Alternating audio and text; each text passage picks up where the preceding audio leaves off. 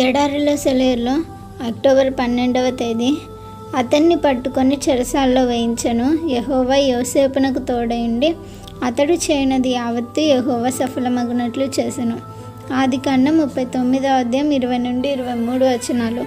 మనం దేవుణ్ణి సేవించేటప్పుడు ఆయన మనలను చెరసాలకు పంపించి మనతో పాటు ఆయన కూడా వస్తే ఆ చెరసాల అంత ధన్యకరమైన స్థలం మరొకటి లేదు. యోసేపుకు ఈ విషయం బాగా అర్థమైనట్టుంది. పరిస్థితులన్నీ తనకు వ్యతిరేకంగా ఉన్నాయని అతడు చిన్నబుచ్చుకోలేదు, నిరుత్సాహపడలేదు. అతడు అలా ఉన్నట్టయితే చెరసాల అధికారి అతనికి బాధ్యతలు అప్పగించేవాడు కాదు. యోసేపు తన గురించి తాను జాలిపడినట్టు కూడా కనిపించడు. ఇలాంటి నిస్పృహ ఏమాత్రం చోటు చేసుకున్నా అది మన అంతానికే దారితీస్తుంది. దాన్ని వెంటనే వెళ్ళగొట్టేయాలి. యోసేపు తనకు సంభవించిన దానినంతటిని దేవుని పట్ల సంతోషకరమైన స్తోత్రగానంగా మార్చివేసుకున్నాడు. అందుకనే చెరసాల అధిపతి యోసేపుకు బాధ్యతలు అప్పగించాడు.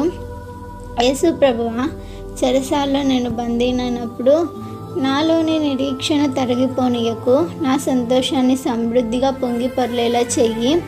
చెరసాలలో నా ద్వారా నీ పనిని అభివృద్ధి చెయ్యి. అక్కడ కూడా నన్ను స్వతంత్రుణ్ణి చెయ్యి.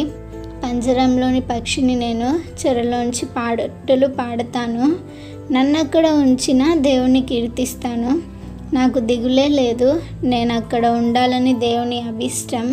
నా పంజరం నన్ను బంధించింది. బయట ప్రపంచంలోకి ఎగిరిపోలేను. నేను బందీనైనా నా ఆత్మ స్వతంత్రమే. చెరసాల గోడలు ఆపలేవు ఎగిరిపోయే ఆత్మవిహంగాన్ని. చీకటిని, వేదనను ప్రేమించడం నేర్చుకున్నాను. ఎందుకంటే అక్కడ దేవుని వదనాన్ని చూడగలుగుతున్నాను. Praise the lord.